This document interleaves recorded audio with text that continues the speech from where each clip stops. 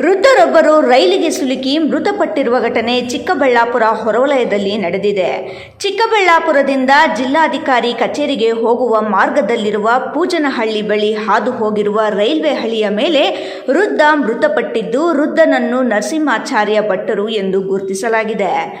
ವೃದ್ಧರಿಗೆ ಸುಮಾರು 70 ವರ್ಷ ವಯಸ್ಸಾಗಿದ್ದು, ಮಾನಸಿಕವಾಗಿ ತೀರಾ ಬಲಹೀನರಾಗಿದ್ದರು ಎಂದು ಸ್ಥಳೀಯರು ತಿಳಿಸಿದ್ದಾರೆ.